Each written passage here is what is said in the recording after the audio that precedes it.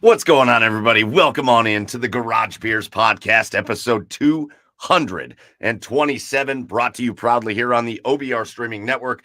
The OBR is in full swing. As you found out earlier tonight, they did the 53, where they talked about the final cut down day for the Browns. The OBR is the best place for Cleveland Browns cover. What are you doing? You can hear that. I dropped the pin. I got a little George Dickel pin on here, and I dropped it. Yeah, well, do it without rubbing your microphone. Oh, did you hear that? Yeah, of course we heard that. Again, the OBR is your best place in Cleveland for all the best Browns coverage. Get over to theobr.com and make sure you subscribe over there for all the best written coverage by all the most talented people that work for the OBR. And also make sure, whether you're watching us on YouTube or Twitch or wherever you're watching, make sure you hit subscribe. And if you're listening to us, wherever you can find podcasts, if you're listening to Garage Beers, make sure you hit subscribe. Leave us a rating over there too. We like those. It's fun, and we appreciate you. So welcome on in. We have got a tremendous episode planned in just a little bit. We're going to get to an interview that I did with our special guest tonight, Paul Keels, the radio voice. He doesn't need an introduction. I don't know why I'm even going to do it. The radio voice of the Ohio State Buckeyes. You're going to hear him talk, and it's just going to take you to a magical place. It's going to take you to a magical place. We got Buckeyes football coming up this weekend. So we're going to preview that. Then Joey and I are going to hang out. We're going to talk a little bit more college football. We're going to get into the Browns. We got cut down day.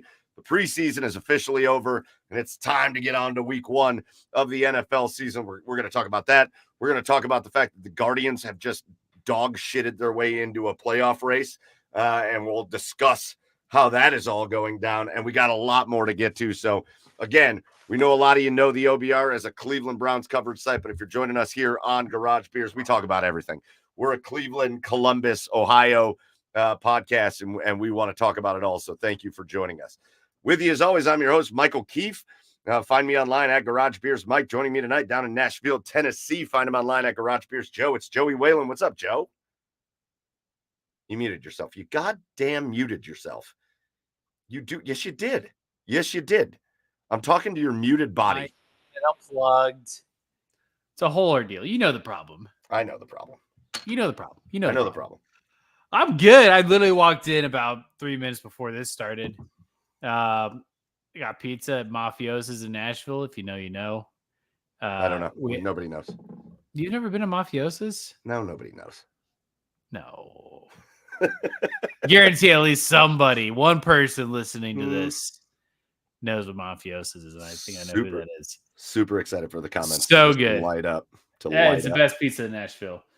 Anyways, 2-for-1 Tuesdays, 2 slices, 2 beers, price of 1. Can't beat it, man. Love that. $25 for 2 people out the door. It's perfect.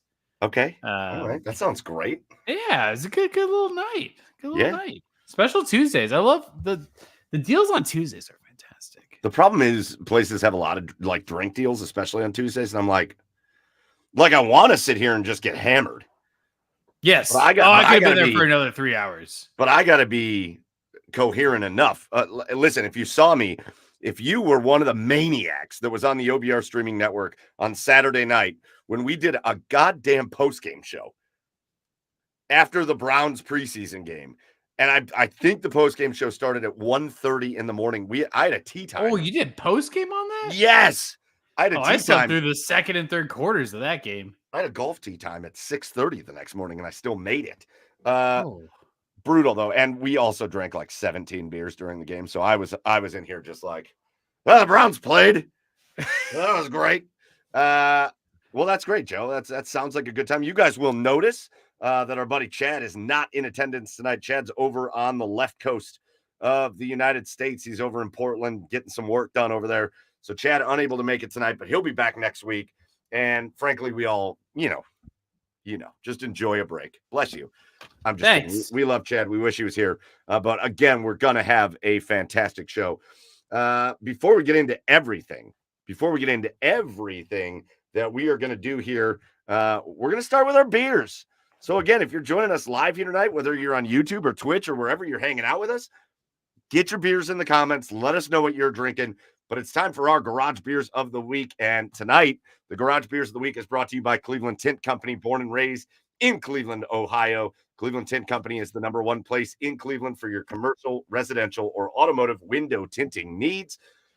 Again, listen, it's hot. It's hot again. It was like 95 degrees today. We had schools closed up here, Joey. Avon Lake, there They just started. There were schools closed up here because they don't have air conditioning, and it was like 95 degrees, and it felt like 100. It was terrible. We're all trying to figure out ways to save money right now. We're trying to figure out ways to save energy right now. As the sun beats in your windows, forces your AC to work overtime, your electric bill skyrockets, and that is where Cleveland Tint Company comes in. At your home, at your business, the Cleveland Tint Company brings you the best product and service you can find in all of Northeast Ohio, and nobody does car window tinting better. The company with the only lifetime warranty in all of Cleveland, my buddy Paulie and the Cleveland Tint Company, 100% stands behind their work. So give Paulie a call today. Well, don't do it today. He's not going to answer. Give him a call tomorrow. Give him a call tomorrow. It's 9 o'clock at night. Paulie doesn't want your call tonight. Give him a call tomorrow. Well, maybe he does. That's the kind of guy he is. He'll probably take your call tonight. He'll probably take your call because that's the kind of guy he is. Give him a call, 440-655-3213, or go to clevelandtint.com for more information. With that being said, look, we already got it in the comments. Derek DeWolf in the comments. Crown Apple. That's a way to spend a Tuesday. I do like Crown Apple. I get a little weirded out with some of the flavored whiskeys, Joe, but I think Crown does it pretty well. Oh, Joe's gone. That's great. Don't even need to have a conversation. Joe just, his Wi-Fi just went out. Crown Apple, though, Crown does it right. I love the Crown Peach. All good. All good. The maple, oh, delicious. Good stuff. Listen, I'm going to start it off while Joey gets his Wi-Fi reset. I'm going to get a text here in a minute, and we'll get him back in here. But these guys know I've said it.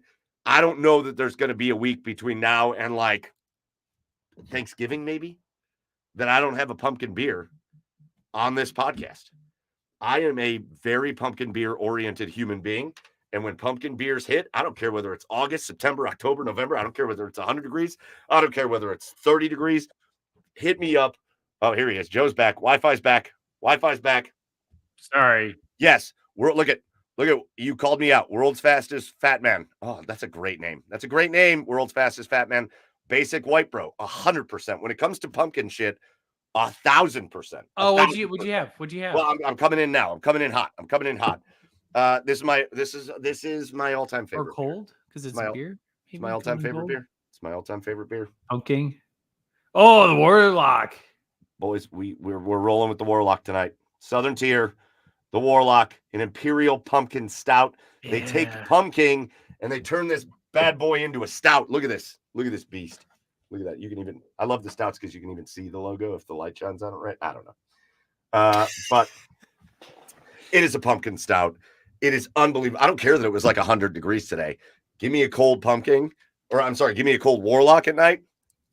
I'm all over it. So that's my beer, Southern Tier, Warlock. It's my favorite pumpkin beer, and it's one of my favorite stouts on the planet. So shout out to that one. We got a couple more in the comments. Joe Braun, Tripping Animals. Oh, Joe, I've been to Tripping Animals. I think you have. That's is that the Miami? Miami. I had one on just a few weeks ago. I know Joe's been down there. Flock of Monkeys from Tripping Animals, one of the great breweries in all of Miami. And there's not like a ton of really great breweries in Miami, but Tripping Animals is incredible. Flock of Monkeys, shout out to that one. Zeke Dog, drinking a West 6 Brewing IPA from Lexington, Kentucky. A smooth one. Smooth one. All right, shout out to you, Zeke Dog. And that brings it over to you, Joe. What are you drinking? To be honest, the beer of the night was at Mafiosa's. It was the Black Abbey Rose, but from the fridge, we pulled the depths of the PBR back for this week, just for the show purposes. It's light, it's easy. But when it's actually 100 degrees out, which means it actually feels like 110, this is what you need. Yeah. Oh, I mean, get a PBR all day, every day. I am a traditional, as soon as the new beer comes out of the season, I'm all for it. Correct. I haven't been able to do it with pumpkin beers purely because it's so freaking hot down here. Again, it's my thing. I don't know. I know. Yeah. I can't. It's the same thing with Christmas. Christmas ale hits in July, and I'm like, load me up on Christmas ale. Shove them into my face. So I know. I get it though. I get it. I get why people are like, I'm not ready for that yet. I'm not ready yet. I get that. So yeah, that's fair. I'm ready. If you're not, that's cool. Look at Sean in the comments says, Mike, I'm sure you love them all, but do you have a pumpkin beer preference of a bottle, can, or draft? Yeah, I think they're always better out of a draft. I do. I think they're just always better out of a draft. Yeah, of course. Otherwise, though, bottles, I really feel like pumpkin beers hit the bottles better than the cans. So if you're buying them at the store, I feel like the bottles are better. But again, I love them all. I don't know. I love them all. It's not like I'm not going to next week's beer is already in the fridge and it's cans of pumpkin beer. So, we'll see. We'll see. Look at Chad. I knew Chad was going to show up. Chad's in the comments with one of the great quotes of all time. He's such a jerk. Also in the comments, Ty Guy says, Blockhouse Brewing summer break. That sounds delicious. Shout out to Ty Guy for jumping in. Again, keep them coming. If you're drinking with us, if you're having some beers with us in the comments, make sure you post them. And again, a lot of you guys are going to watch us later. You're either going to watch us on Twitch or on YouTube, or you're going to listen to us on Apple or Spotify or wherever you get your podcasts. Feel free to hit us up at The Garage Beers. Let us know. I always say this. If you got a beer that you're like, you guys got to try this one, post it. Post it, and we will go get it, and we'll call you out on it. So hit us up, tag us with that, and post us on the socials. So that's going to do it for our Garage Beers of the week. Cheers to you guys. Cheers to you, Joe. And we just got a really cool text message. And it came from your sister, who is my wife. I know there's not many weeks we do this, just the two of us. So she sent me this picture that was taken May of 2020. Oh, the old garage. May of 2020, the two of us were doing it in person in the old garage. If you're listening, you're not going to see that, but there was like a skinnier version of me just enjoying the hell out of, well, yeah, I wasn't going to say it, but skinnier version of us just enjoying the hell out of a podcast night in the old garage. Man, 4+ years ago, we've been doing this a while, and we got big things. We got big things coming up, so you want to stick with us. All right, listen. Again, later in the show, it's Browns cut down day. We're going to dive into that. The Browns did some weird things today that worked people up in all kinds of weird ways. They really shouldn't have. So we'll kind of dive into that, talk about that a little bit. We'll kind of talk about what we really think the final roster is going to look like, and we'll look ahead to the season. We'll talk more about college football. We'll get into the Guardians. Again, we don't know if they're going to finish the game or not. We got some wicked weather coming through Cleveland tonight, but the Guardians currently losing to the Royals again. And they've got a real fight for the playoffs now on their hands. So we'll talk about the Guardians. We'll get into a lot more, but we're going to kick things off with our special guest again, a guy that really doesn't need an introduction. So I'm just going to kick it off to him because it's time on Saturday. The Buckeyes are back. Ohio State football returns. And when you flip on the Buckeyes radio network, you're going to hear his booming, beautiful voice all over the radio waves. I'm going to send it over to a conversation I had earlier today with the legendary Paul Keels. All right, we are here with the legend. You're going to know as soon as you hear his voice, you see him here, the voice of the Buckeyes, the only guy, one of the very few people on this planet that have ever made me feel inadequate from a voice perspective. It's Paul Keels back in the garage on the Garage Beers podcast. Paul, welcome back in. My pleasure, Michael. Glad to do it. So, Paul, here we are. It is the Tuesday before the Ohio State Buckeyes season kicks off, and I do want to talk to you as quickly as we can through the Buckeyes, but I do want to ask you one thing. We are located here in Cleveland. We talk about all the Cleveland sports teams, and one of the coolest moments from the Cleveland Browns season last year, obviously, we had a lot of broadcasters come in with the health issues for our very favorite Jim Donovan, and one of those guys was you. You got to call the Browns-Arizona Cardinals game. I think you're the only memorable part of that game, if I'm not mistaken. But, Paul, what was it like coming up into Cleveland, getting in the booth with Nathan Zegura and calling that game for the Browns? Well, I'd say the memorable part is that the Browns won. So, but I was flattered, Michael, to be asked, and just thrilled to be able to keep the chair war for Jim until he got back, and glad that he got back, and hopefully Jim's doing well. But I was flattered to be asked. It was a crazy few days because Ohio State had played at Rutgers the day before. You had the Browns game with the Cardinals that Sunday. And then the basketball season opener, Ohio State against Oakland, the very next night in Columbus. But flattered to be asked. It's not the first time I've had a chance to do professional football, but and it was the second time that I'd been in the stadium there in Cleveland. No, third time. Had been there once as a fan, but second time as an announcer. So, and the folks with the Browns did everything possible to make it easy for me. So it was an enjoyable experience. Yeah, that was great. It was great to listen to. Again, we got to love our Jim Donovan with the Browns, but Not many people could replace Jimmy the way you did for that one game. It was awesome. It was great. Michael, the crazy thing was I had people ask me, how many games did I do last year? And I only did one. And they asked me how many I was going to do this year. I said none. So it's just, one game, it just kind of seemed to almost breed like a bunch of rabbits. Yeah, of course it does. That's how it works. Instead, though, we're going to listen to you on Saturdays, calling the Ohio State Buckeyes season. It kicks off this week against the Akron Zips in a whole new world in the college football domain with the expanded playoffs, and the new conferences are finally here. And we welcome in new teams to the Big Ten. So Paul, just your early impressions of, maybe before we dive into Ohio State for a minute, just the season itself, the new conferences, the expanded playoffs, and kind of what you're expecting out of this season and what kind of differences you're looking forward to. Well, it's going to be an adjustment, Michael, for all of us. The new conference with the West Coast teams, and fortunately for Ohio State, they only have to make one trip out west. It'll be a big one when they play Oregon. They have none of the West teams coming to Columbus this year, so that'll be an adjustment for those schools. I was joking with somebody earlier today, getting used to referring to USC as being in the Big Ten. Right. So it is a whole new world. Certainly the expanded playoffs, which certainly will make for more excitement. There's going to be teams 13 and 14 that'll be upset that they're not in it, just like teams 5 and 6 weren't getting in when it was a 14 playoff. But it also allows for a little wiggle room too. Think about Florida State losing this past weekend. They're not out of it now. It makes it a little more challenging for them, but one loss doesn't necessarily knock somebody out. So, then to throw in the transfer portal, the way it's exploded, and Ohio State certainly taking advantage of that, name, image, and likeness, and the part that plays in all of it. So it's a different college football game nowadays. And you've been around it a long time, and you've watched it evolve. This is one of the bigger evolutions, but it really does feel like, Paul, the expanded playoffs is necessary. If you're going to expand these conferences into these 18-team super conferences, the schedules are going to get crazy for these teams, and Ohio State's schedule will probably look crazier in future years than it does this year. But teams have to be able to take a loss at this point. You can't just one loss and your hopes are done. When you're on your schedule, you're looking at Oregon and Penn State and Michigan, but then in future years you got USC and UCLA and just big time programs. So it feels like it was necessary with this situation for them to expand that playoff. Absolutely. And you wonder where it's going to go with, the increased games, the increased time away for the student athletes, even though so much classwork now is done online. You really wonder if the conference championship games, number one, might go away, and just how necessary they are for a football standpoint. They are for the television people. We all know that. But yes. These expanded schedules, really, it's one more chance for a team to lose and one more opportunity for them to maybe not reach their goal.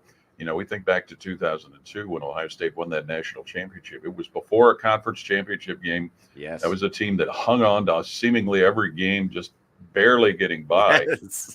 So, one more chance to play was one more chance to lose, but also one more chance to win too. So it's going to be an adjustment for everybody involved.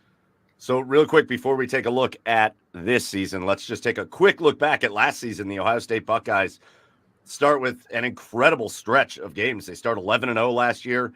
And really, there's a couple games that were close. Obviously, that Notre Dame game was the nail biter of nail biters when they scored with 1 second on the clock to take the lead in that game over in South Bend. But a lot of the games that they played last season they got out of hand, whether it was early or late. There were not a lot of close margins of victory for the Buckeyes last year. And then the season doesn't end the way they want it to. The loss to Michigan by 6 in the biggest game since really probably that 2006 game that had them 1-2. They were 1-2 again. Michigan gets the better of Ohio State. And then the loss in the Cotton Bowl to Missouri 14-3. So, just coming out of that season, Paul, just your impression of the mentality of Ryan Day, his coaching staff, which features a lot of new guys, including Chip Kelly, and how they're going to kind of use the way last season ended to kind of propel them into this season. Well, Michael, we knew that last year was going to be a transition year. C.J. Stroud being gone and, Kyle McCord taking over at quarterback. You had an offensive line that lost 3 guys that during the summer last year were in NFL camps. So you knew there would be some growth that was needed there. The win at Notre Dame really was the thing that gave everybody great hope for this football team. Coming from behind, being able to win it the way they did, being able to make plays the way they did, whether they were runs, whether they were passes. And it's funny you mentioned that with 1 second left on the clock. When Chip Trainum scored, that clock was at zeros. But somehow magically, the luck of the Irish or whatever you want to call it, there was 1 second left. And that changed what Ryan Day was going to do there. Had there been no time remaining, they would have had as an untimed down, they have to go to the extra point, and they were going to take a safety. They were just going to take a knee. Right. But since there was 1 second left, the untimed extra point, they had to kick it and then do the return. But, it all came down to the Michigan game, as we all knew it would. And, a couple of turnovers that proved to be, especially the last one, very, very costly. We know how talented Michigan was, and you were going to have to play better than you had all year to be able to beat that Michigan team. And scandal notwithstanding, it was an incredibly talented team, and especially from a defensive standpoint. So that loss, the loss to Missouri and the Cotton Bowl, as you said, Michael, it did fuel a lot of the need for these players. NIL helps, but it fueled a lot of their need to come back and get a different outcome. So looking ahead to this year, and again, another transition. Kyle McCord off to Syracuse, and they bring in their new quarterback, and it's a guy with a lot of experience, and Will Howard, and just kind of let's talk about the offense for a second. A lot of question marks again around what that quarterback position is going to look like. We know that he's got the experience, but now you're in a new ball game here at Ohio State. The offensive line, a lot of questions there last year. They struggled at times throughout the course of the year. They really seemed to take steps to shore that up. And the weapons, I think, might be unmatched anywhere in college football, whether it's the wide receiver position. Even though you've lost a generational player like Marvin Harrison, you've brought in big-time playmakers. You've got probably the best 1-2 punch at running back in a long time anywhere in college football. So talk about the offense, and you bring in Chip Kelly to run things, and just kind of what you see, how they navigate through this season. Well, Michael, we'll start with Will Howard, and he comes in with a great deal of experience, but also he brings something that Ohio State hasn't had in a while, and that's a quarterback that presents a rushing threat. Kyle McCord was not that. C.J. Stroud wasn't up until his very last game against Georgia. So you saw how dangerous the Buckeyes were when they had Justin Fields, when they had J.T. Barrett, when they had Braxton Miller.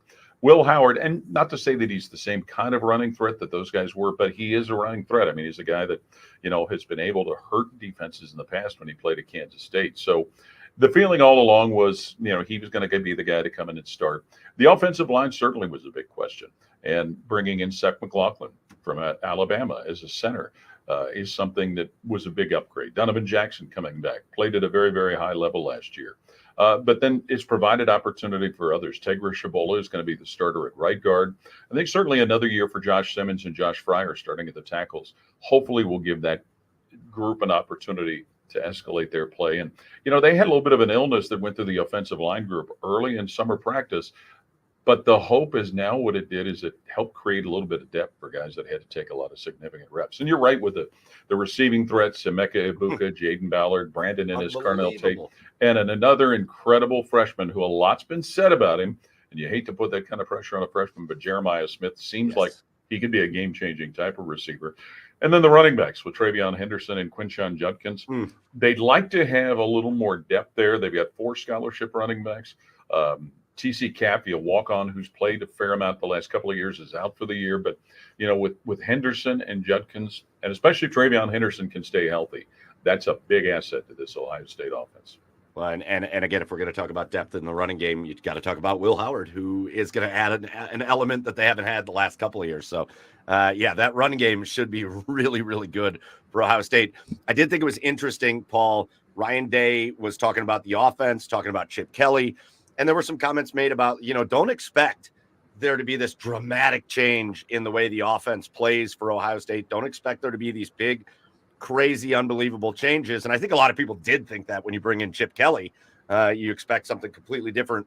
What's your impression of the way the offense is going to play and take advantage of all these big-time playmakers? Well, Michael, I think the interesting part is if there was a guy that Ryan Day was going to loosen his reins up for, he was going to be Chip Kelly more than anybody else, just because of their connection. Ryan played for Chip in New Hampshire.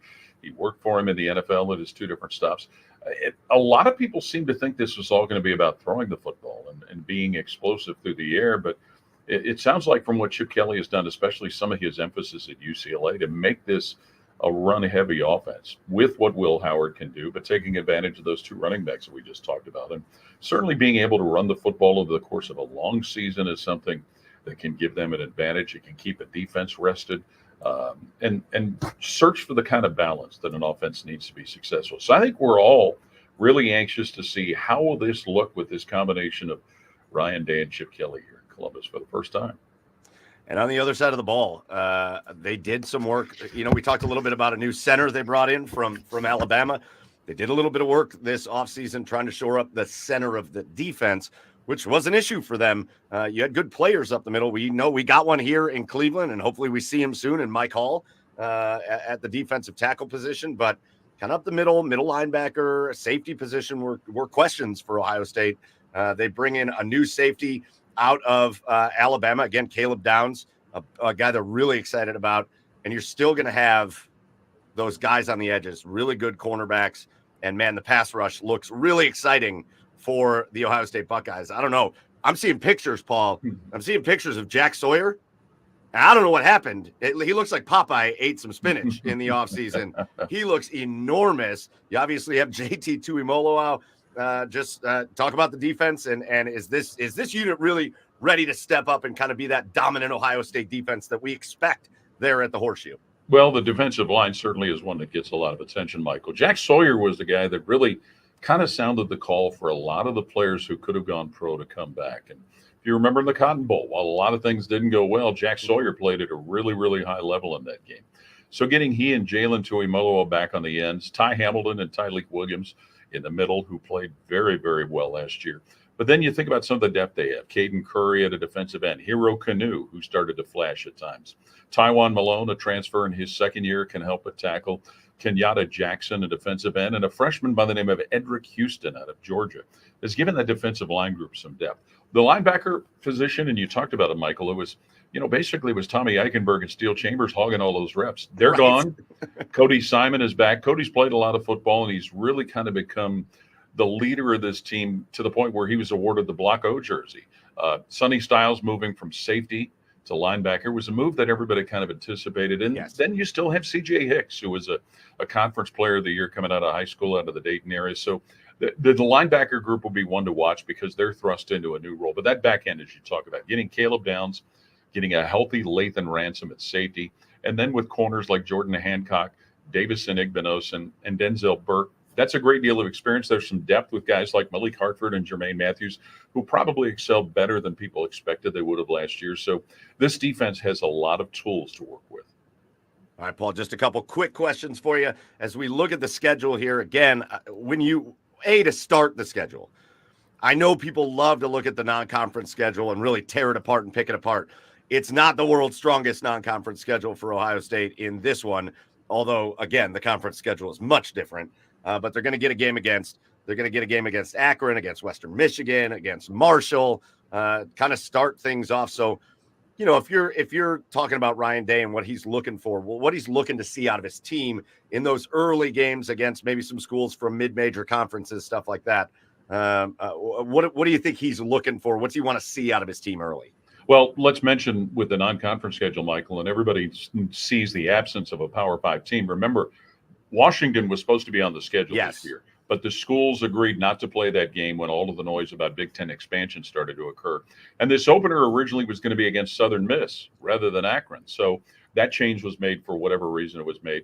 I think the good thing is Ohio State now with 8 home games, but the first 3 of them right there with those 3 teams that you mentioned.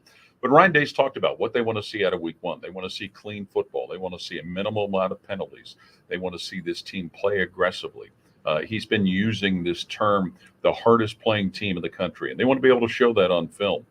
And certainly those players are anxious to hit somebody other than their own teammates. So they make it more about themselves than they do their opponent. And they're not going to show any disrespect to Akron or Marshall or Western Michigan, but it's an opportunity to play in Columbus, to play before fans, and also set a tone for what hopefully is a long season, the longest ever season in college football. So if they're able to do those kind of things, be able to play well, get guys out of the game, get some younger players, some reps to get them ready if they're needed late in the season. That's kind of what they're looking for, to be able to set a tone and make it, Ryan Day hasn't used this term, but a lot of other people have. Make it a slow burn to lead up to what could be a very, very long season. All right, my last question for you, Paul, just on a personal level. I think all of us are going to be looking forward to Week 7, Oregon in Eugene. I'm sure you're probably not looking forward to the flight, but but you're going. Yeah. Obviously, on the schedule, everybody's going to have Michigan circled. 3 straight losses now to the Wolverines, and they got to figure that out. New coaches, new players up there in Michigan, but Ohio State's got to figure that out. But the rest of the schedule, when you look at Iowa early in the season that's coming in ranked, when you look at a new head coach at Michigan State that you have to go up to East Lansing and play before you even get to that Oregon game. And by the way, that Iowa game is the week before Oregon, so that's when you got to just kind of have circled as like you got to have your nose on that game. And then later in the season at Penn State, which is always trouble when you have to go to Penn State. And I imagine that game's going to be later during probably a night game. When you look at the schedule for the Buckeyes, what other games maybe besides the Oregon and Michigan game do you have kind of circled as games you're really excited about this year? Well, we'll start with the Michigan State game because it's the first road game of the year and it's the first conference game of the year. And, while Michigan State is in a rebuilding mode, I think everybody knows the great coaching job that Jonathan Smith did at Oregon State, but their rebuilding is probably going to continue. Then the Oregon game, just because of the fact that it's been so long since Ohio State's played out there. They were supposed to play there in 2020, but it was one of the games canceled because of the pandemic. We know all what's going to be involved in that. The Iowa game is an interesting one. First off, because they don't play Iowa that often anymore because of the expansion. Iowa's going to be solid defensively, and that's going to give Ohio State's offense a test.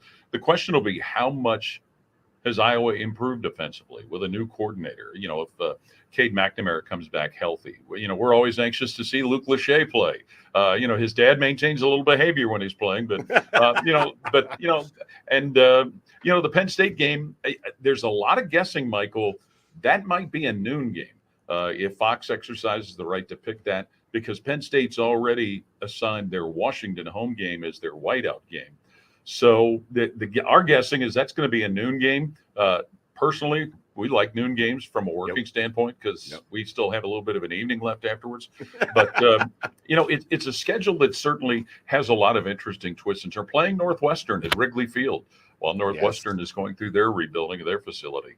And then 2 straight games at home to end the year, Indiana, and then the Michigan game. And, there's a lot of questions about Michigan on the field. We know all the questions that are there off the field. Losing J.J. McCarthy, losing Blake Corum, one of the most impressive running backs you've seen in the Big Ten for a while. But they've got Donovan Edwards back, and they've got some really outstanding defensive players coming back. So, but that game is kind of a season all unto itself. That game's why a lot of these experienced players came back. There's guys that don't have gold pants, guys that haven't beaten Michigan, guys that haven't played in a Big Ten championship game. So it's an interesting schedule, but, that beginning of it, people are excited the season starts. After the first week, they're kind of like, oh, why isn't there a big name opponent? But, again, I think folks maybe forget that Washington was going to be there, but that change was made for obvious reasons. And don't overlook that Nebraska game either. That could be a really not at all. Tough game. They're a better team. We think they're going to be a better team. Yes. All right, Paul Keels, I'm going to let you go because you got a busy week. You are getting ready for Ohio State and Akron on Saturday at the Horseshoe. It's got to be. Do you get the butterflies every year? How long have you been? What year is this for you? This will be season number 27, and Jim Lachey starts his 28th season. So, the butterflies really come out in the morning when you drive through the campus area and go to the stadium, and you see everybody there for the first time during the year. And that's what really kind of gets you excited. All the stuff leading up to it, that's thrilling, and there's a build up to that. But that morning when you drive to the stadium and you see all the tailgates, that's where it really hits you in a good way. Well, we can't wait to listen. And you can catch Paul Keels, as you know, all over the Buckeyes Radio Network. Paul, good luck with this season. Have fun with the new schedule and the new players, and have fun with the Ohio State Buckeyes. We look forward to listening to your calls all season long. Not many people can even come even close to the way you do it, and we appreciate you being a friend to us here on Garage Beers. Well, that's nice of you to say, Michael. Glad to be on with you. Shout out to our buddy Paul Keels, the voice of the Buckeyes, and man, it's butter, isn't it, Joe? The dude is butter. The dude. Why are you muted again? You're muted again. I want you to talk. I'd love for you to talk. Good. I know it's fine. It can put you to sleep in the best way. Oh, yeah.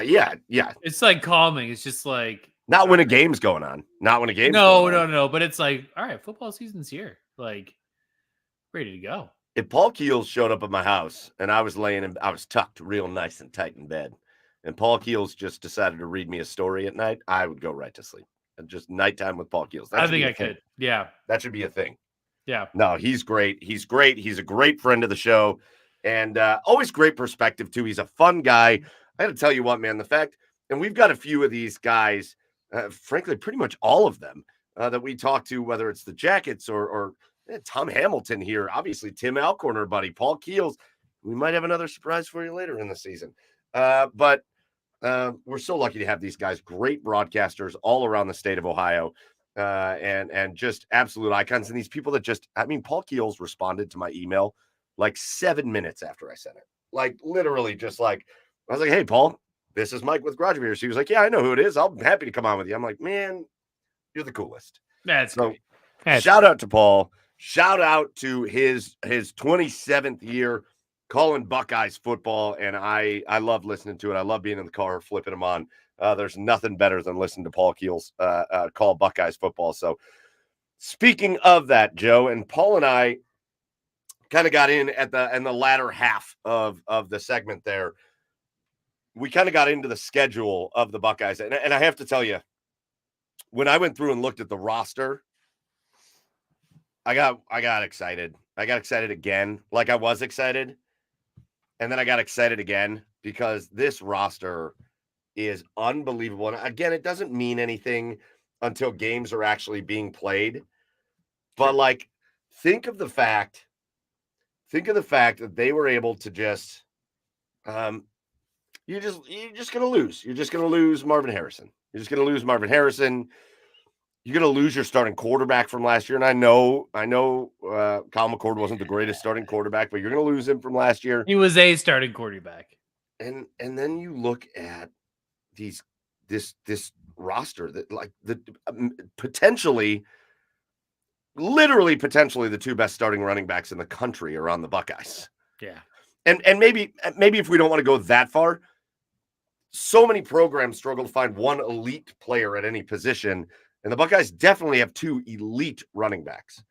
You go over to the wide receiver position, and it's just loaded again. They've got like the number one wide receiver commit out of Miami, who is now going to be, I think they named him a starter to go along with Ibuka. And I mean, it's just like this it's this embarrassment of riches on the roster. And it really does. And I will, let's talk about the roster for a minute, but I think there is that one linchpin. But it really does. I think it puts the pressure on. Like the pressure's on. You had a good roster last year. Wasn't as good as it had been maybe in a couple of years ago. But the pressure's got to be on Ryan Day and his staff. Like you got to go out and make this roster count, because even with NIL, even with the transfer portal, you would imagine Ohio State's going to be able to rebuild, or reload, I should say, reload. But it's not a given. It's not a guarantee. So when you have a team like this, you got to go take advantage. You got to give Ryan Day Company credit for these draft class and for the caliber of talent they bring in. Like, it's not like, I mean, maybe some people, but it's not like people are generally just like, oh, I'm just going to sign with Ohio State and this is going to be perfect. It's like, he's done some great recruiting work in his time with Ohio State. And regardless of how the coaching record has turned out, like, he's turned over. Great. Yeah. I mean, record's great, but like, I think the record that matters is not great. And, but the recruiting class is the caliber of talent that he brings into the organization is phenomenal. And one of the biggest perks of Ryan Day in your organization. Yeah, I agree with you. Ryan Day's a phenomenal recruiter. He that's a question that was asked about him when he took over, and it was asked and answered pretty quickly. Guy's a great recruiter, and he immediately took to the transfer portal and understood how to go get guys there. I think, though, Joe, I think, again, I talked about it with Paul Keels, and look at Derek in the comment says, the legend, Paul Keels, one of the greatest voices in all of sports, 100%. I don't want to overlook. It's kind of what we're talking about with the Cavs as we prepare for the Cavs season. We're going to talk about a lot about the rosters. We're going to talk a lot about the players. We're going to talk a lot about how these guys need to be better in these areas. But one of the things we're going to talk most about, and it's what I've said all offseason for the Cavs, and I think the same can be said for the Buckeyes. The Cavs have this new coach in Kenny Atkinson up here that I think he's as important of a move as they could have made this offseason. The Buckeyes go out and get Chip Kelly. Remember, it was Bill O'Brien there for a minute, but then he left again. And now you got Chip Kelly, and Chip Kelly's a guy that understands how to take teams deep, how to win a ton of games. He's been part of pro programs and college programs. He's had success at all different levels. And to throw Chip Kelly in as your offensive mind to work with Ryan Day and his crew, I think that's just kind of the linchpin to the whole situation. I think he can unlock a lot for this Ohio State program.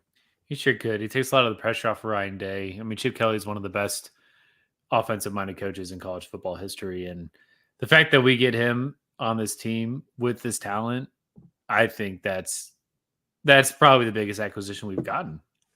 I mean, you would have to be stoked if you were Will Howard, right?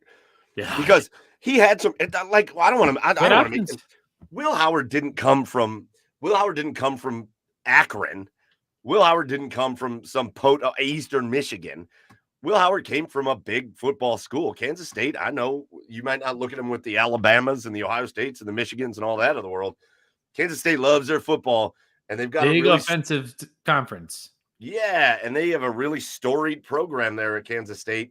And Will Howard played pretty well there, but he never had a team around him like he has walked into here with the Ohio State Buckeyes. Like he's got to look around at practice every day and be like, holy shit, cool. This is the greatest day of my life. Every day of practice for him is just the next greatest day of his life.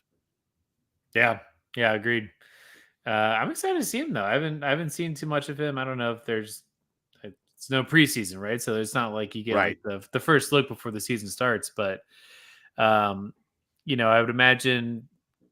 I feel like with every season, the first couple games, like you're kind of figuring some things out, and luckily it's decently soft schedule to start the season off, so you got that time to get your footing in. Yeah. But there's some big games on the schedule, man. Well, let's talk about the schedule, Joe. Let's talk about the schedule. Let's pull it up here and let's go through it, okay? Oh, you got it up. Great. So this season, the Buckeyes start this Saturday, midday. The Akron Zips roll their way. Did you say trap game, you stupid idiot? Kidding. Zips roll their way into the Horseshoe.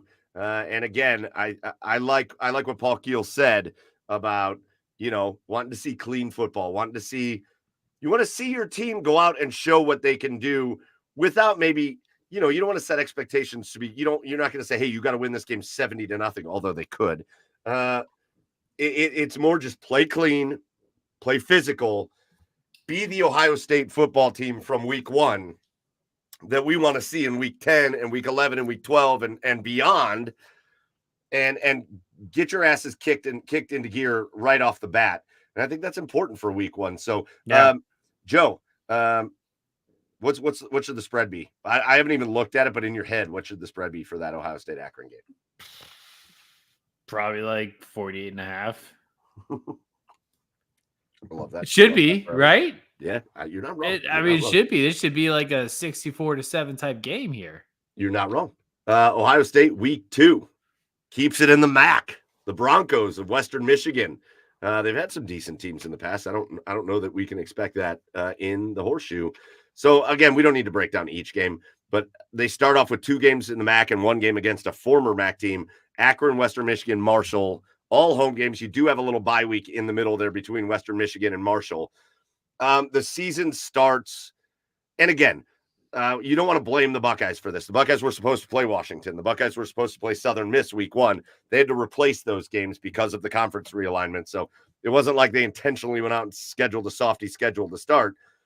But you've got an opportunity. You've got 3 games in 4 weeks against teams that you should absolutely crush. It's a really good opportunity for the Buckeyes, for Ryan Day, for Chip Kelly. Get your systems in place. Get the guys comfortable. Get out there and hit some other players, hit some other teams. And man, it's kind of the ideal way, right, to get the team prepared to go into Big Ten play. Yeah.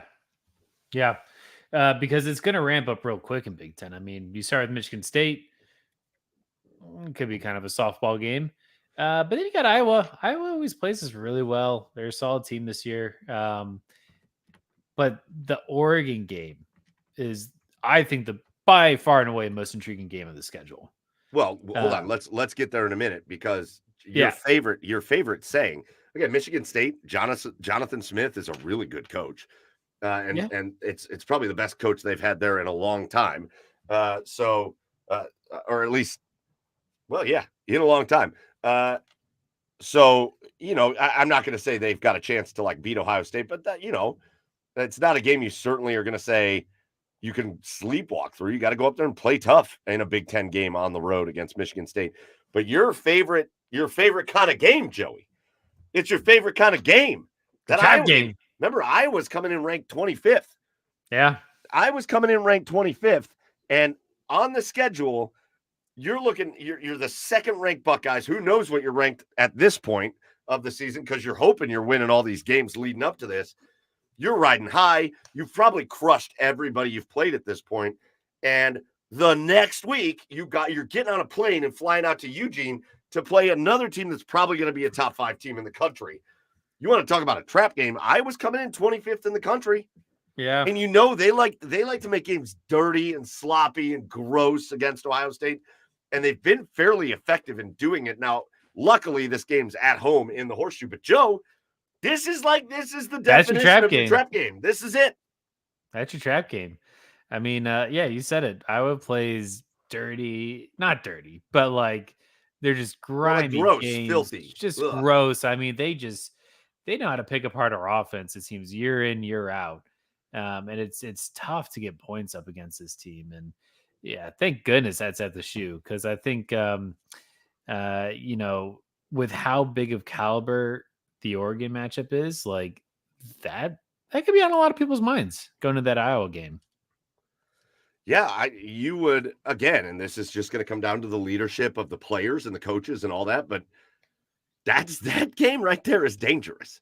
I know a lot of Ohio State fans are going to be like, nah, Iowa, they don't have a chance at the Horseshoe. I'm telling you, when you got Oregon on the schedule that next week, that game against Iowa is dangerous. They're going to have their heads on just right for that Iowa game. Yeah. But again, like you said, Joe, right in the middle of the season, that's week 7, because they've got a bye week. Ohio State and Oregon out in Eugene. This game was supposed to actually happen in, I think, 2020, because they were supposed to have a home and home, but it's one of the games that got canceled due to COVID. Remember, Oregon came to Ohio State and beat Ohio State. Ohio State was supposed to go out to Oregon and play them, and that game got canceled. So Ohio State, for the first time in a while, heading out to Eugene. That game is going to be unbelievable. That's going to be a tough game. I mean, Oregon they're ranked 3 coming into this season, I think. They could easily be the best team in the country this year. They were in the playoffs last year, weren't they? No, they did not make it. They did not make it. Remember, they lost twice to Washington. That's right. They lost twice to Washington. By a combined total of 9 points. They lost twice to Washington. Yeah, that's right. Those were good games, too. Did you watch any of those? Oh, yeah. They were great. Oh, man. Oregon's one of those teams coming into the Big Ten that I think is really kind of licking their chops. I think they're a team that's really going to embrace the challenges of this conference. I think looking at the existing Big Ten coming into this season before you get the Washingtons and the Oregons in the conference, I think Penn State, a lot of pressure's off their shoulder. They don't have to be the 3rd best team in the conference anymore. They better still have the pressure. We can just kind of suck. It's fine. But I think this is going to be our first taste of like, this is an elevated conference. Like this is a conference that's on par with what we've seen in the SEC for the past 5 years or so, right? You're going to have multiple top 10 teams in this conference. And it's just an opportunity for Ohio State to prove themselves in it. It's going to be a tough game though. It's going to be really interesting. Again, Oregon coming in. Again, Bo Nix led them last year. Bo Nix in Denver now and actually starting great. He's going to be their starting quarterback. He looks great for them. But Dillon Gabriel is the new quarterback there in Oregon. We're going to see how the Oregon Ducks roll with 2 teams with new QBs, but that game is certainly one to circle. And then another game that scares the shit out of me, to be honest. The Iowa game scares the shit out of me only because look ahead. And then let's say Ohio State goes out and get this big ass emotional win out in Oregon. And say it's a close game. You fought your asses off. You beat the Oregon Ducks. All of a sudden, you're maybe the number 1 team in the country. If not, you're still sitting at number 2. And, you come off of that game and you get a week, which is nice. You do get a week in between games. But then it's Nebraska. Now, I do think maybe the week in between games gives them a little respite to like get their heads right. Yeah. But that Nebraska team's going to be so much better than they've been for the last like 20 years. Like that Nebraska team is going to be like, remember when Bo Pelini had them like pretty good at Nebraska? It's going to be as good as they've been since then. That is going to be a pretty Matt Rule and Raiola, the starting quarterback. That's going to be a pretty darn tough Nebraska team. So this stretch of games here for the Ohio State Buckeyes in the middle is going to be tough. That game scares me a bit. That game scares me. I kind of feel the same way about it that I do about the Iowa game. It's a team that I feel like historically has played us very well. I'm looking back to some of the older games to see if that actually has any weight to it. No, what was the game? Was it 2 years Not ago? really. Well, I think it was the game 2 years ago. Was it the game that Jackson Smith and Jigba had like 1,000 yards in the one game? Yeah, 52-17. Yeah, it was back in the area you're talking about, like 2018. Yeah, that was kind of it. But yeah, it's a better team though. It's a better team. It's a better team this year. Yeah.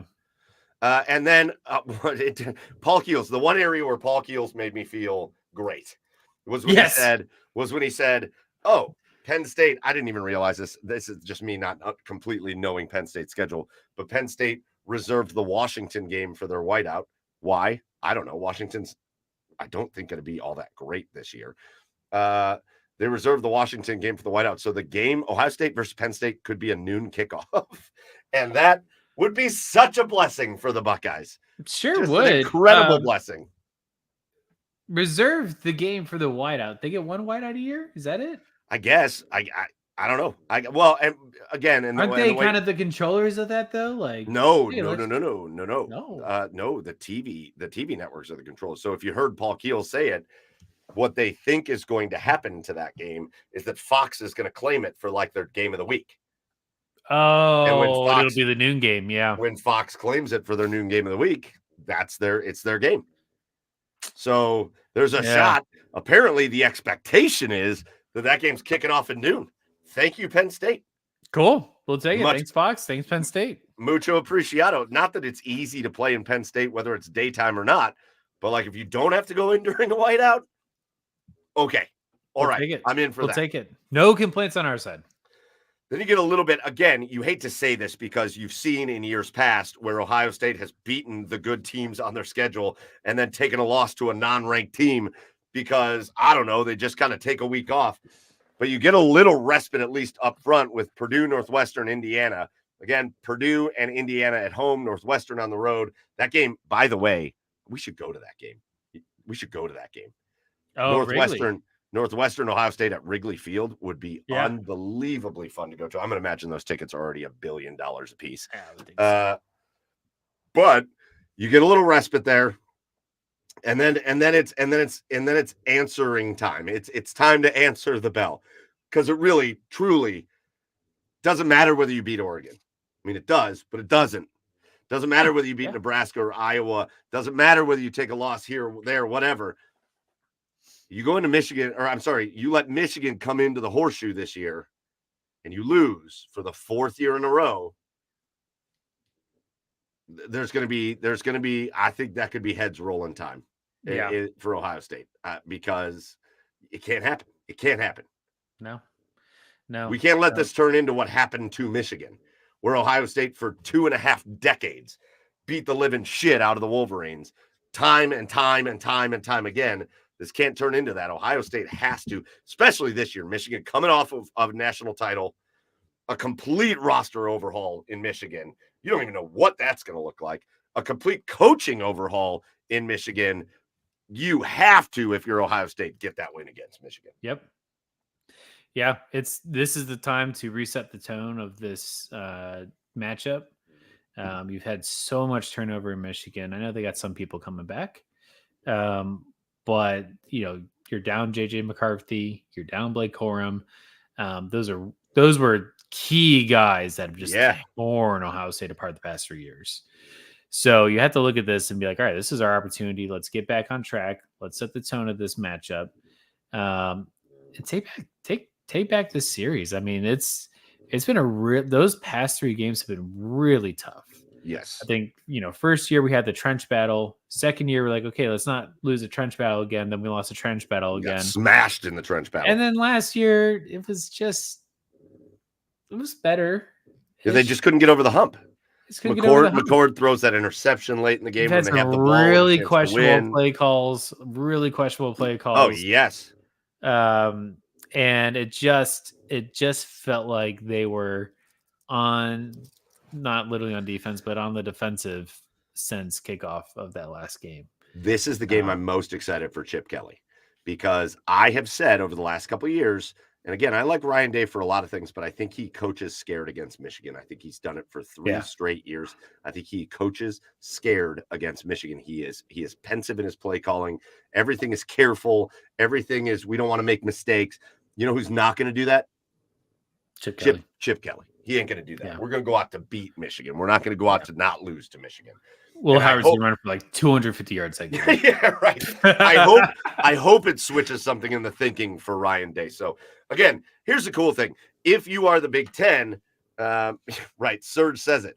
Chip Kelly gives 0 fucks. No, the fucks are not given. He's got none of them to give. He's got none of them to photo. Give. Oh, that's a sweet photo. That's a sweet photo by Serge. Yeah.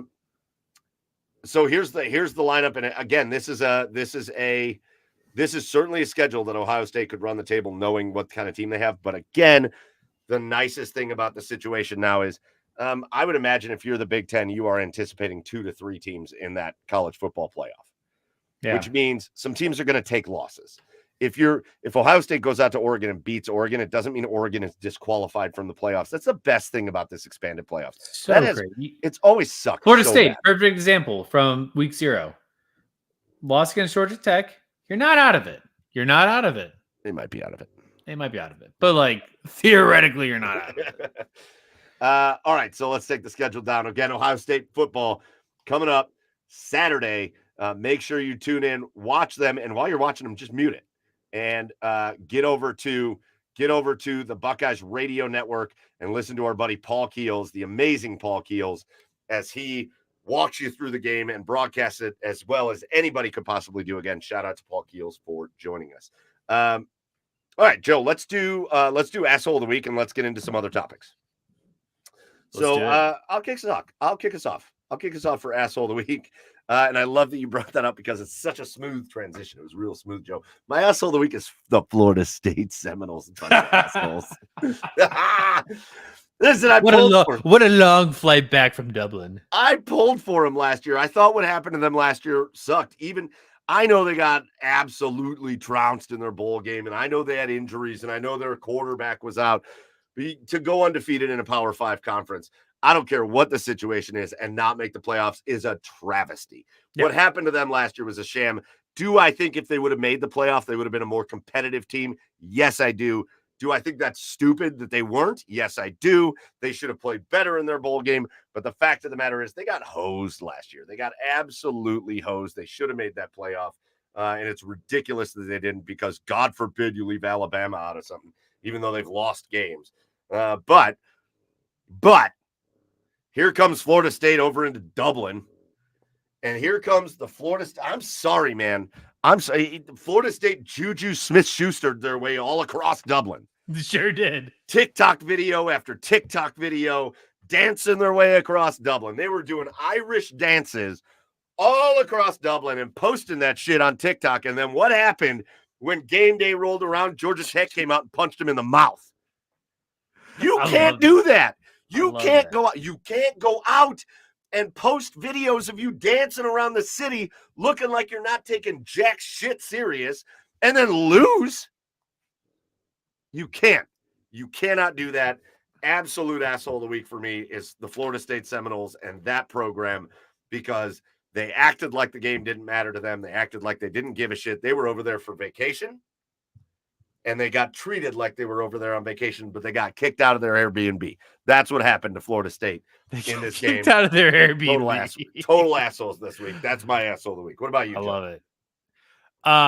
First of all, honorable mention, Serge brought it up in the comments. Minka Fitzpatrick for putting Chubb on the pup list. Yeah. It really does sound to me like I've gone back and forth on whether mine's going to be an asshole or a cheer, but I think I want to put asshole on MLB players for letting this happen. Okay. So I saw this Instagram the other day of from May 4th to June 16th or 17th. Can't remember which day exactly. Specifically referring to the stats of MLB position players pitching. Oh, yeah. In that span of time, there's 15 position players that pitch in an MLB game. Okay. That's 6 weeks, month and a half, 7 weeks maybe. Not a single run was given up in that span of time. They faced 55 batters. They've had one strikeout. Opponents were batting 130 with an on-base percentage of 255, 154 slugging. And there was only 5 pitchers in baseball that had better stats than the collective of MLB position players during that time. Fastest pitch thrown was 85 miles an hour. Listen, this is one of the things that irks me most about when position players come in. As a hitter, you know what happens when it comes up contract time? They're not like, oh, well, I'm glad you went easy on the center fielder because, that's good sportsmanship. When it comes contract time, like, oh, you did hit 100 home runs over the past 2 years or 3 years and not 99. You got to play every at bat like you're working for your next contract. Oh, absolutely. Joe, I totally disagree with you because I don't think that's what's happening. I don't think they're taking it easy on them. I think those guys go up there. Yes. You think they can't hit a 55 mile an hour fastball? Yes. Those guys go up there and swing out of their shoes at those pitches. And it's not that they're all trying to hit 500-foot homers. Great. The problem is they're trying to hit 500-foot homers and they're just bashing the ball to the shortstop. That's the problem. Solidifies it. This solidifies it as my asshole of the week then. Okay, yeah, it's that's the hitters that are the asshole because you should not allow position players to have that good of stats over a 6-week span at any point of the season. I will take that. I'll take that as the asshole. Yeah. They're not going up there like taking it easy. They're going up there trying to bomb the ball out of the park, and they're usually just hitting lazy fly balls, or they're hitting like screamers to the shortstop. That's what's happening every time. Strikeout in 55 batters, and they gave up 0 runs. Total assholes. 0 runs. That's crazy, man. Total assholes. That's crazy. Total assholes. All right, those are our assholes of the week. Get in the comments as Serge did and let us know what your asshole of the week is. If somebody's just been an asshole, or a group of people or whatever, get in the comments and let us know. All right, Joe, let's move on to the Cleveland Browns because today's a big, big, big day, even though in my opinion, it was like an anticlimactic day in that the Browns made a lot of moves, none of which surprised me at all, except for one until I thought about it for a minute, and then I realized it didn't matter. And what I mean by today was anticlimactic, today was cut down day. They had to get the roster down to 53 today, and they did. It doesn't mean it's the final roster. In fact, it's far from it. There's still moves to be made. Lots of players were cut. Lots of players from around the league were cut. And frankly, there were players cut from the Browns that are going to be on the Cleveland Browns this year. And so it's funny because I looked at ESPN. Every time I'm trying to look for my asshole of the week, I go to ESPN and just look at the headlines to see if somebody's just being a total prick that I don't know about. Yeah. But I go to ESPN and one of the headlines is the Cleveland Browns keep 4 quarterbacks. Yes, they did. They did keep 4 quarterbacks. So Deshaun Watson and Jameis Winston and Tyler Huntley and DTR are all on the roster as of today. If you think for 1 second that those 4 quarterbacks are going to be on the roster come next Sunday, I've got a bridge to sell you. I don't have an answer for you. That is not, I don't know why ESPN does stupid shit like that. Yeah. They did not keep 4 quarterbacks. They are just working out their roster. And they're trying to make a trade. The other report that came out, and then we at the OBR had a new report on that tonight.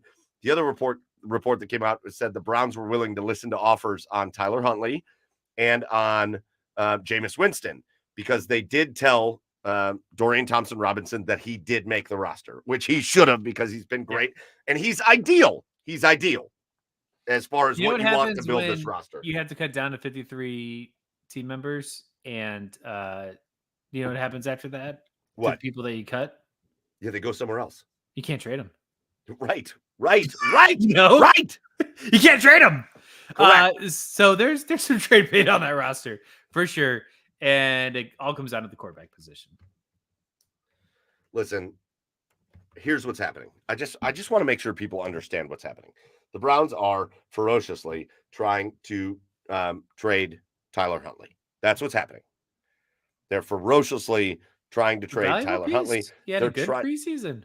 They're trying to get come something. They're trying to get something back for Tyler Huntley.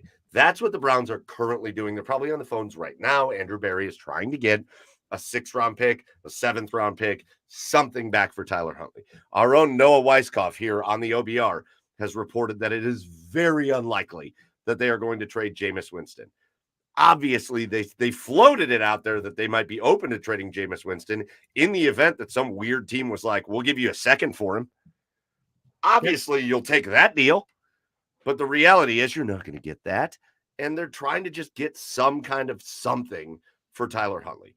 The reality is, in my opinion, unless something weird happens, Browns are going into the season with Deshaun Watson, Jameis Winston, and DTR, and those are your 3 quarterbacks. Yeah. Nailed it. Agreed. So, yeah. No complaints on my side. The big surprise that happened kind of later in the day today, D'Onta Foreman is cut by the Browns. I just want to make sure we're super clear on this. D'Onta Foreman is a veteran. He's got veteran status, which means D'Onta Foreman does not go to waivers, which means D'Onta Foreman, nobody's like told me this. I don't have inside info with the Browns anymore. That ship sailed. That ship did sail. But I would be willing to bet my left nut D'Onta Foreman is going to be a Brown by the end of the week. Again, sometimes you have to work out roster maneuvers to do other things. So again, I would imagine maybe they get a draft pick for Tyler Huntley, and guess who the first person that's going to be back on the Browns is? D'Onta Foreman. That's right. Yep. So just making sure that people understand that not every move looks like just what it is on the surface. I don't know why so many people they released D'Onta Foreman today, and the Browns Twitter world freaked the shit out. They were like, "What are they doing?" D'Onta Foreman, and I think D'Onta Foreman might be your starter. I know a lot of people are assuming it's Jerome Ford, and maybe it is. But D'Onta Foreman's going to get a lot of reps this year while we wait for Nick Chubb to get back. They are not releasing D'Onta Foreman when you don't have Nyheim Hines and you don't have Nick Chubb. D'Onta Foreman will be back with the Browns. And yes, Serge said he's going to clip this just in case. Please do. But again, they are going to bring him back. He's not going to go anywhere else. So just keep your eye on that. What's the timetable for Nyheim Hines? Do we know? I think he's on the pup. I think Chubb's on the pup. So I think it's 4 weeks minimum. He's on the reserve non-football injury list. Okay. I don't know what the time frame is. I know he was getting close because he was working out, but again, that was a nasty injury he took. Yeah. But they're going to rely on him for some big things. So they want Nyheim Hines here, and hopefully they can get him ready. Again, Nick Chubb, we all kind of assumed. I was really hoping that he was going to, I almost said Superman. No, thank you. Nick Chubb would be pissed about that. I was hoping he was going to Batman his way into the starting running back position at the beginning of the season. But in reality, I'd rather have that knee 1,000% ready to go for the last 3 quarters of the season. And so we're not going to see Nick Chubb to start. But again, this whole season comes down to one guy and one guy only, and that's Deshaun Watson. So, Joe, give me your take here, buddy.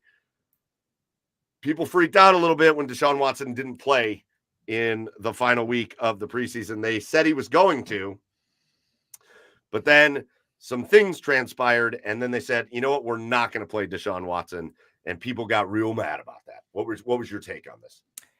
Yeah, I thought he was still getting some shoulder soreness, wasn't it?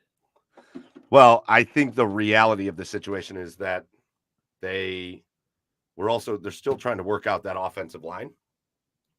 And maybe he does have a little bit of shoulder soreness. So maybe let's not put a guy with a little bit of shoulder soreness behind an offensive line that we're trying to work out against the Seahawks, who were starting their starters. And he takes one hit and all of a sudden, his shoulder's killing him. I mean, look, the likelihood of having Deshaun go down and having another Joe Flacco Messiah come out of the woodworks, not that Jameis Winston and DTR aren't capable quarterbacks, but like, I think we can agree that Joe played above and beyond what we could ever expected out of a quarterback to come into this situation to do. You gotta protect him. Put me in the boat of, I think Jameis could do the exact same thing Joe Flacco did. So I do want to put myself in that boat. I want to put myself in that boat. I don't think Andrew Berry wants to put us in that boat. I think he.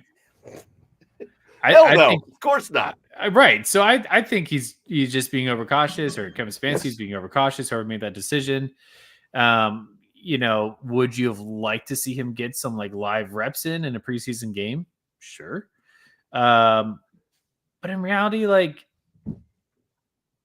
I think we have a team that should be good enough to pick up for whatever rust he's got to shake off. I mean, that's when you're talking about the defensive side of the ball, this should be a team that can hopefully keep you in games enough so that whatever rust Deshaun has to work off in live action, not saying that he wasn't good in practice, but like in live action, he can have a little grace, I think, in the first couple of games. Man, if Deshaun Watson sucks to start the year, it's not because he didn't play 2 series in the last preseason game. Correct. Like, I want to make sure we're all real clear on that. You're talking about like what, 15 snaps he would have played? We're acting like he's not practicing. We're acting like he's not playing the game. We're like, he's not sitting. He's not at home.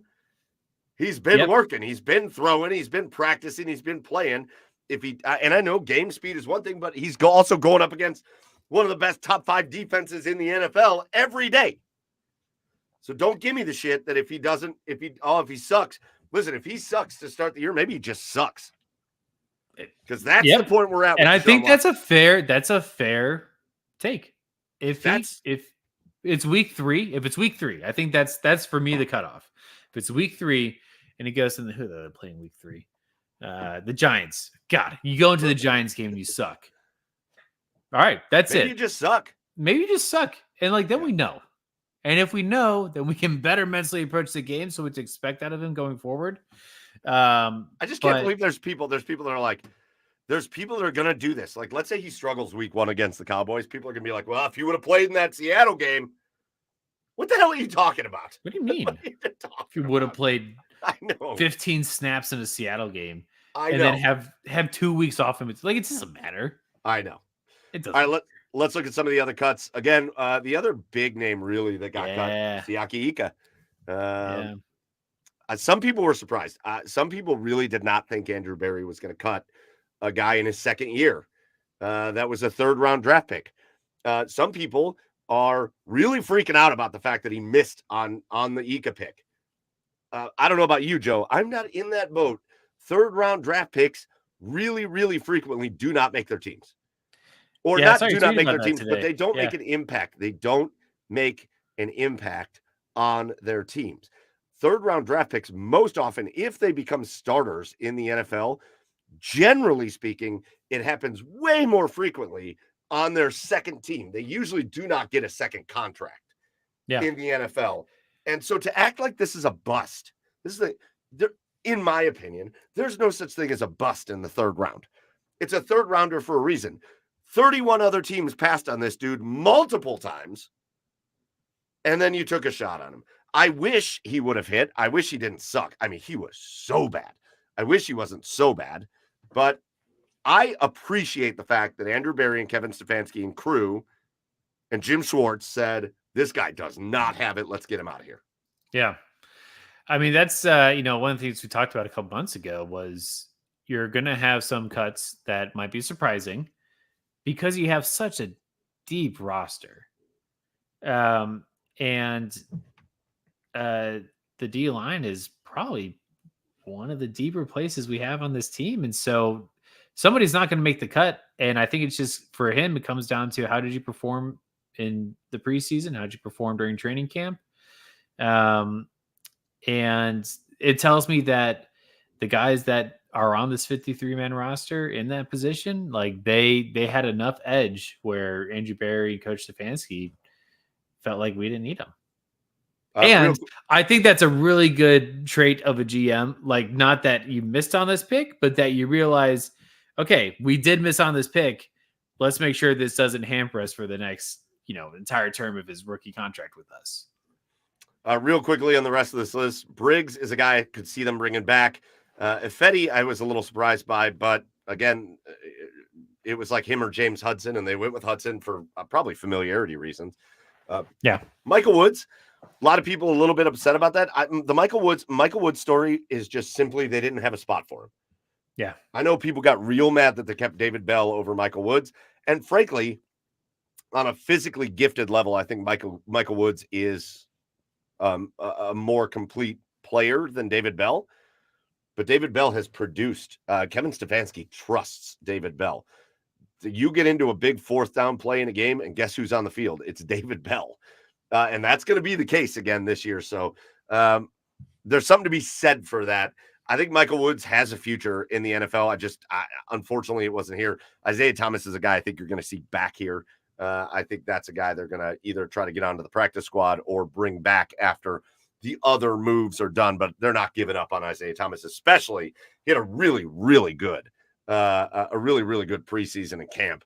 And so Isaiah Thomas isn't a guy I think that we're going to say goodbye to with the Cleveland Browns. So again, cut down day comes and goes. And there's still a lot of things that are about to happen. That's the story of cut down day for the Browns is some things happened. Some things that look like they happened didn't really happen. Some things are going to happen again. And the roster isn't anywhere near complete. Talk to me about this time next week. And we'll have a more complete look at what this roster actually looks like. So I would expect breaking news tomorrow and Friday and into the weekend with trades, signings, and other things yet to come. Yeah. So if it's Saturday, September 8th or 7th, and we have 4 quarterbacks on the roster, yeah, we can talk about that. I think that's a totally, totally different situation than 2 weeks out from your first game of the season. I'm not really going to do it, but if that happens, I might eat my shoe on the freaking show. There's no way that's going to happen. No. All right, unless you're doing like a Wildcat offense and just Tyler Huntley DTR in the backfield. No. No, which they have done 0 times in the preseason, so that wouldn't make any sense. Yeah, right. All right, Joe. I want this to be like a 3-minute segment. I'm going to give it to you. I'm going to just give you a thing, and I'll let you roll with it. But I don't want to get out of here. We only have like 13 minutes left. I don't want to get out of here without talking about the Cleveland Guardians because the Cleveland Guardians have been lackluster. Oh, to say the least, really, for like a month and a half. They've been lackluster. They've been average. They go up a little bit and then they go down a little bit, and then they win a really big series that really impresses you, and then they lose and you're like, what the hell are they doing? The Cleveland Guardians are, over the last 2 seasons, the Cleveland Guardians are something like 2-15 in doubleheaders, or like 2-16 in doubleheaders. Like they just get smoked in doubleheaders. They lost 2 yesterday to the Kansas City Royals, and we're about to play tomorrow too, right? Did they resume that game? They haven't resumed it, and I don't know that they've officially postponed it. I did not see a postponement come through. That's why I was wondering. Yeah, they're still in a rain delay. So, but the Guardians are losing 2-1. So I don't know. Maybe we want the postponement. But here we are.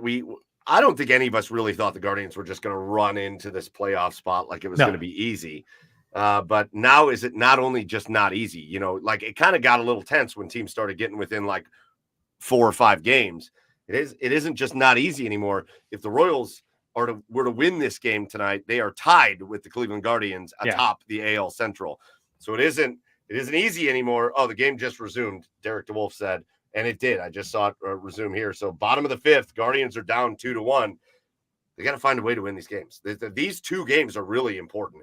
If you can win this game and win tomorrow against the Royals, you're up 3 games. If you lose tonight, you're tied with them. Yeah. Yeah, in between putting my head through the wall, I've been watching the games the past couple of weeks. And I feel like I've noticed a shift in the offense, aside from like not hitting the ball. But just like the way they're approaching, like I feel like at the beginning of the season, we talked about this with Rosie. They had this aggressive approach where they're able to make contact early in the count. And the past month, maybe a little more, it's been much more timid. They've been taking a lot more really close pitches and pitches that they were fighting off, I think, in the first half of the season. And you've seen it with Stephen Kwan's batting average is still phenomenal, but like it's taking a nosedive since July. And so their approach at the plate, something has shifted with that. I don't know if they had changed something, like, intentionally. They're talking to guys and saying like, hey, let's try doing this approach now. But or maybe it's the way that we're getting pitched now. Maybe they're painting corners, but I don't know about that. But you're right. They're like, it's like they're trying to work counts. And listen, which is the Guardians of the past 10 years. There's time to work counts. There's time to work counts. There's situations to work counts. And there's pitchers you want to work counts against. There's guys, when you go up against the best pitchers in baseball, you want to work counts to try to get them out of the game faster. Yeah. But we're not working counts against Joe Schmo. We're not working counts against random players from every team. Go out there and be aggressive. And you're right, Joe. Nailed that. They're not doing that anymore. It's the opposite of what got them to where they were. There was a pitch today that like literally like solidified it for me. It was Jose Ramirez is up in, I think, the first inning. 3-0 count, gets just a meatball middle in. Just a perfect Jose pitch to rip to the right field stands. And he laid off it. And it's like, I don't think he was doing that at the beginning of the season. And it's just, the mentality shifted on it. And they're not having that aggressive approach. And even if we're not getting hits with this approach, you're putting the ball in play, and that gives you a chance. Yeah. And with how shaky the starting pitching has been, I feel like it's actually improved a little bit in the past couple of weeks compared to past couple of months. It depends on the day. Depends on the day, but you've had Matthew Boyd that's looked really good. Gavin Williams is pitching phenomenally. He just gave up that 2-run shot today. It depends on the day with Gavin Williams. Oh, Brian Rocchio just struck out. That's exciting. Well, Brian Rocchio still on this team for some ungodly reason. Listen, they've put themselves into a dogfight. They've taken themselves from a position of, hey, we just can't be 6 games worse than the next team, to, oh my God, we've been 6 games worse than the next team, and you did it quickly. That's been the hard part. That's the scary part, is that this has happened quickly. This has happened over the course of like a month. Yeah. They go into August playing really decent baseball, and then this happens over the course of a month, and they're losing to teams that they shouldn't be losing to. The whole thing is just it's time to see. It's time to see what Stephen Vogt is made of. It's time to see what this coaching staff is made of, because now you're in a fight. Now you're in a fight. You got Kansas City that's getting ready to tie you in the standings if they win tonight. So they got to figure out, like, oh my God, what are we doing wrong here, and get it fixed. You got a month. You have a month to figure it out. Yep. And that could be the start of getting hot at the right time. That's true. Or it could be the end of the season.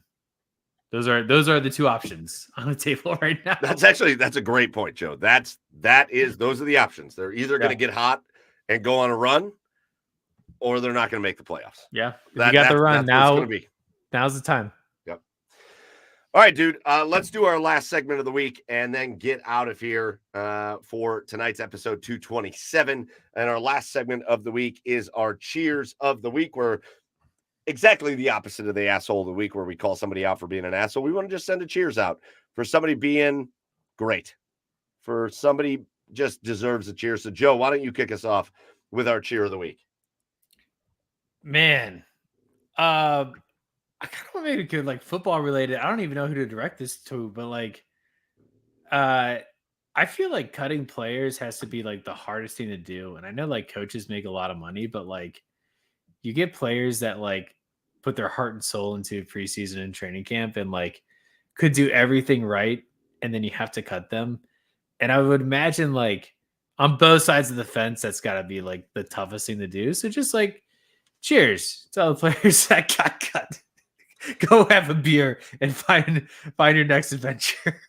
Yeah, I think it was our own here on the OBR. I think it was our own Abby Mueller that posted on Twitter today that said, we talk about these cuts and stuff, but like every once in a while, I just take a step back and kind of feel bad for these Everyone's dudes. a person, it's Yes. everyone's having their dream, and your dream gets redirected, I think, in that process. And whether you land on another team or whether you pursue other interests, it's a big like very public like come to reckoning moment that you have to have during this time, and it's tough. Yep. Players can make a lot of money, but they are people too.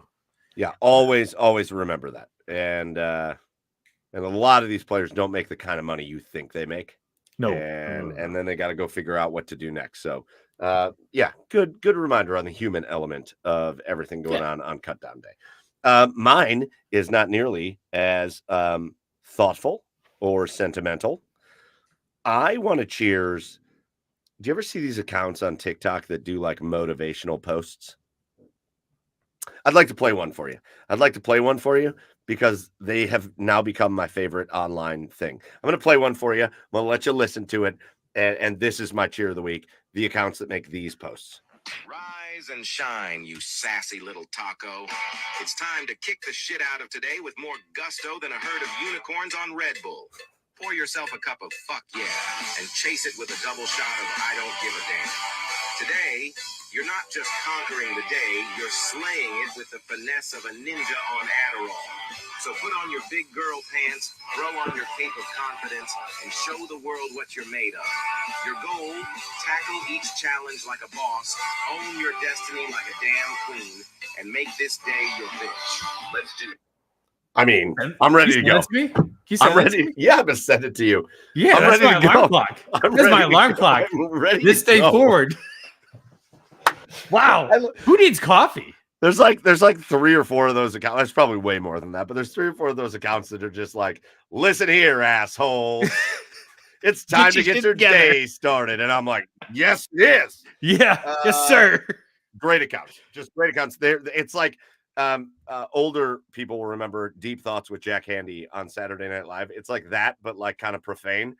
It's like, we're going to get you going. We're going to get you motivated. And we're going to curse at you a little bit. Go make this day your bitch. I love it. Kind of reminds me of the Real Men of Genius ads that Budweiser Yes. used to do. Oh, God. I love those. Real Men of Genius. That might be my cheers for next week because I used to have an iPod. Remember the iPods? Yeah. I used to have an iPod with every single one loaded. Oh, I think we have CDs of it at my parents' and we used to go on like road trips. Like my buddies and I would like go on a road trip and just listen to Real Men of Genius the whole way.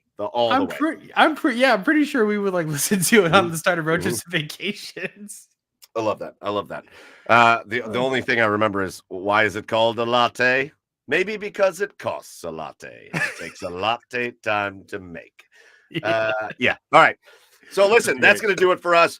We're going to get out of here. Episode 227 was a blast. We got some thank yous to get to before we get out of here. Our first thank you goes out to our special guest, Paul Keels. What a time talking to Paul Keels about the Buckeyes. Make sure you tune into Paul on the Buckeye Radio Network all season long. The legendary voice of the Buckeyes joined us to talk and preview the episode. So shout out to Paul Keels.